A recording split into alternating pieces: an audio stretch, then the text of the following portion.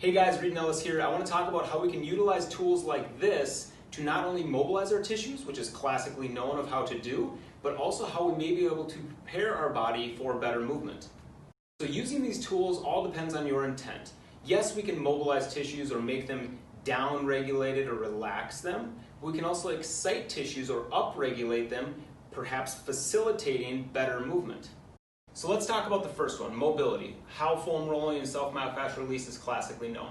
What we're doing here, or our goal, is to go deep but slow. This shouldn't hurt whatsoever to do.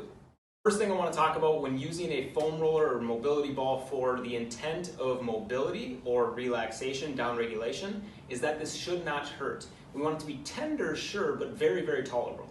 If we are in a sympathetic state, fight or flight, grimacing, pupils dilating, sweating as we're laying on a foam roller, that's not providing us the relaxation that we're looking for. To gain mobility by using a foam roller or mobility ball, what we want to think about is going slow and deep. Again, tender but tolerable. So if my intent of foam rolling my glutes right now is to provide mobility of that area, I want to go deep and slow in multiple directions, either going across them, side to side, maybe going a little wiggle or counterclockwise and clockwise direction over a point. Vary that direction up. Another way we can provide mobility by using these tools is pinning and stretching these tissues underneath a rock in a hard place, really. So what I can do is find a tender spot, pin that down or stay on that spot, and then take the muscle through a broad range of motion, stretching those fibers underneath that pinpoint. As I mentioned, these tools can also be utilized to stabilize or upregulate the system via motor control.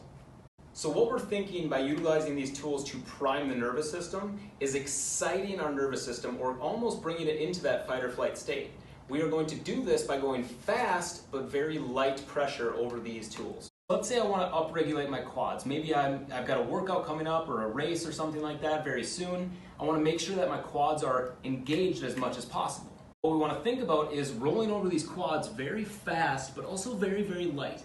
I'm not going as deep as I possibly can, and there should be very little, if any, tenderness as I'm going through there. And we can go through these areas for about 10 seconds, and then we want to use it. So like I just mentioned with that use it or lose it philosophy, if I just went through my quads to excite them for 10 seconds, I want to go through something like a squat for about another 10 seconds, and to ingrain this pattern, this muscle memory per se, really priming the system to go with that movement pattern. After 10 seconds of squatting, maybe what we could do is go through that muscle area again and again and again with the idea of 10 seconds on of rolling over the foam roller or ball and then using it for another 10 seconds, rinse and repeat.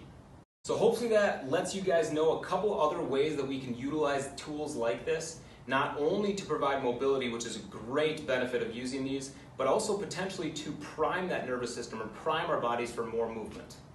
If you guys have any questions, let me know. Shoot me a DM, send me a message, that's the same thing, but fill me in on how you guys like utilizing these tools.